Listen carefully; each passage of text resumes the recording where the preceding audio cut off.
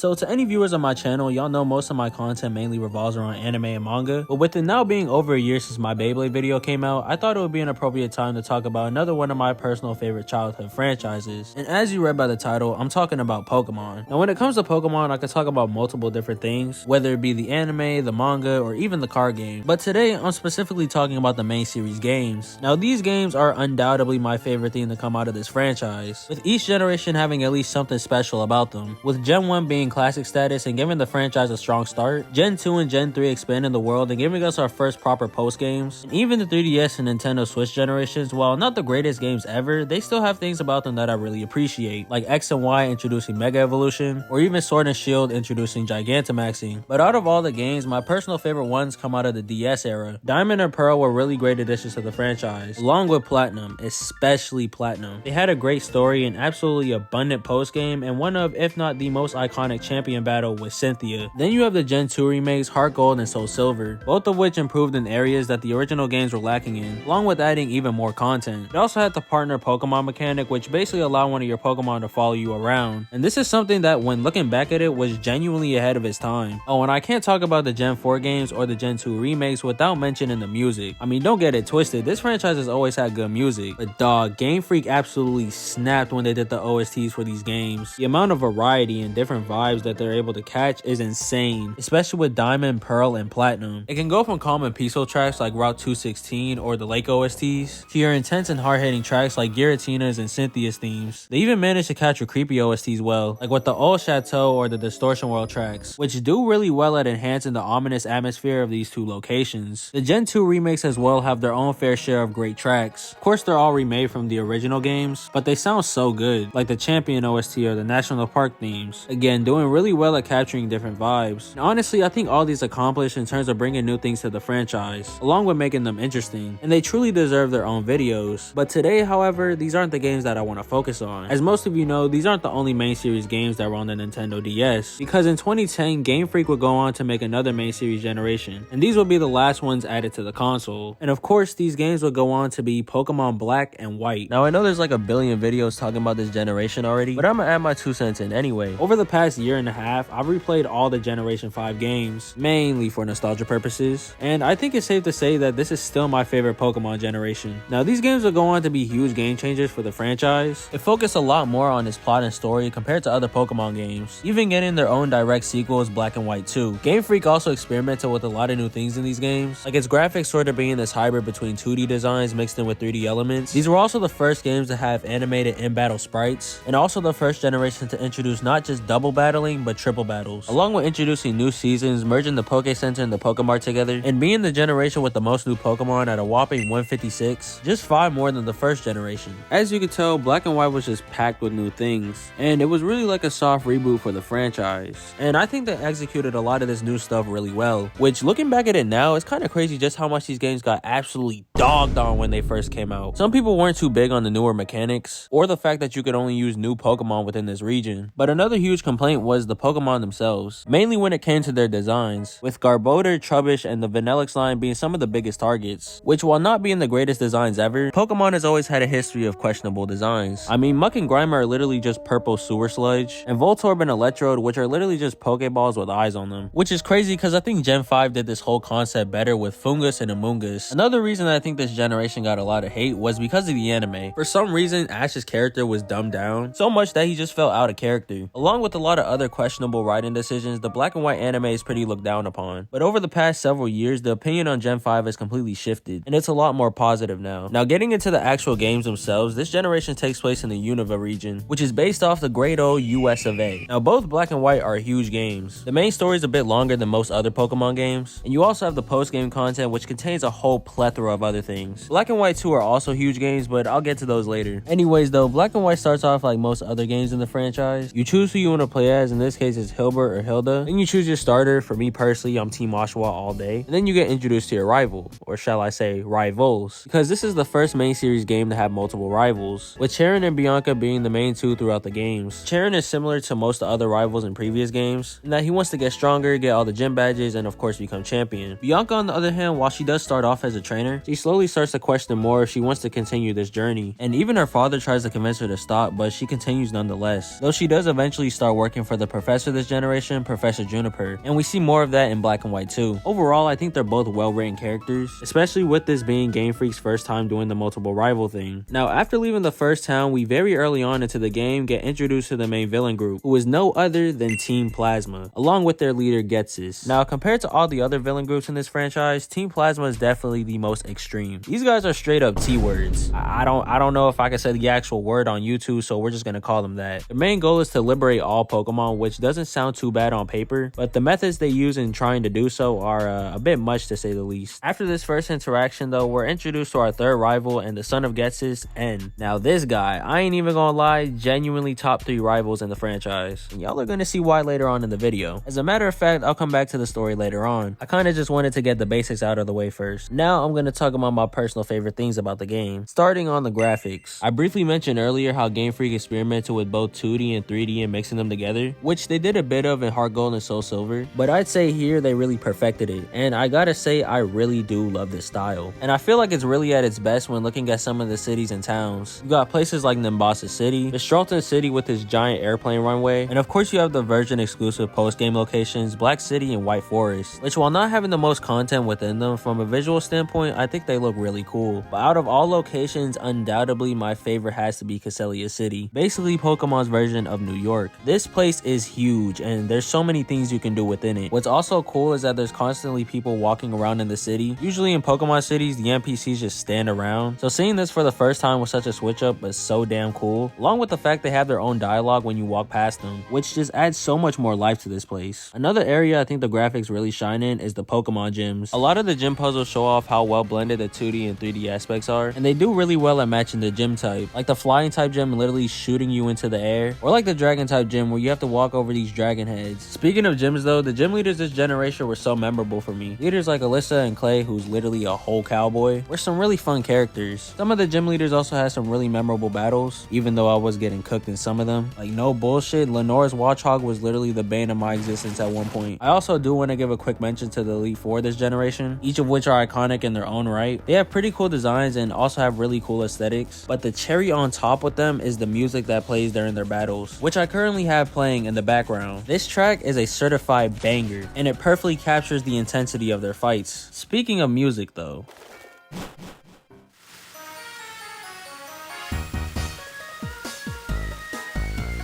the music in these games are just chef's kiss. Again, like the games before, it manages to have a lot of variety with the soundtrack, but what I really love about these games soundtrack specifically is just how hard it goes, especially the battle OSTs. I already mentioned the Elite Four track, but there are so many other great examples. You got N's theme, the Swords of Justice theme, as well as the Champion Battle theme, and the list really just goes on. They even change up the music whenever your Pokemon get down to red HP in battle, which is actually such a fire idea. Shouts out to whoever came up with that. Outside of the hard and heavy hitting OSTs though, some of the cities and routes also have good themes. OSTs like Route 10, both Opelousas cities OSTs, and of course I have to mention the iconic Driftvale City theme. And again, I could really just keep on going down the list. Another thing I do want to mention about the music is how well it can add to more emotional scenes, with the main example being the track Unwavering Emotions. It's only used like 2 times in the game, but it's so effective. And I'm not gonna lie, Pokemon has rarely gotten me emotional, but whenever this track plays, it just hits different, especially when I associate it with the nostalgia I have for these games. Tracks like this, and really the soundtrack from these games as a whole, remind me just how good Pokemon music can be.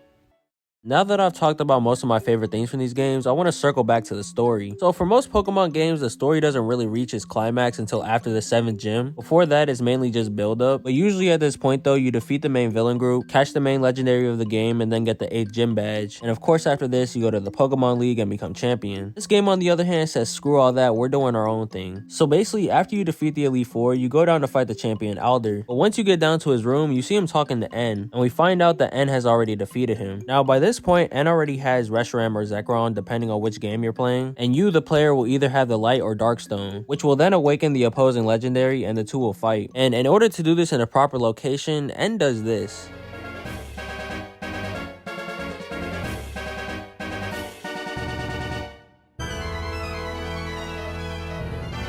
just casually brings up a whole castle from the ground. This is some high level aura right here. Anyways though, once we enter the castle, we are greeted to the Team Plasma sages, but before they can do anything, all 8 gym leaders come through to help us out, which has to be one of my favorite moments from the game. After this, we go around the castle and find some really interesting lore, not just about Team Plasma, but N as well. And his backstory is pretty twisted. For most of his life, he was pretty much isolated from humans by Getsis, with the only other real contact from people being his 2 foster sisters, Anthea and Concordia. And the reason Getsis did this was so N could have a negative perception of Pokemon trainers, which would turn out to be a success, and we see the effects of it throughout the game. So yeah, pretty tragic childhood. But this leads into the main reason why he wants to have this final battle with you. He wants to challenge your ideals with his and see who's right. So once you reach the top of the castle, awaken your legendary, whether it be Reshiram or Zekrom, and fight against him. After you win the battle, Getsis appears and reveals that he was only using N, and that his true main goal was to make the region his own. He then challenges you to a battle, and once you beat him, N talks to the player one last time. He says that through fighting against you and seeing how you treat your Pokemon made him realize that humans and Pokemon can have strong bonds with each other, and that not everything is so black and white. After this, N thanks the player and gives his final farewell before flying out of the castle, and the game rolls credits.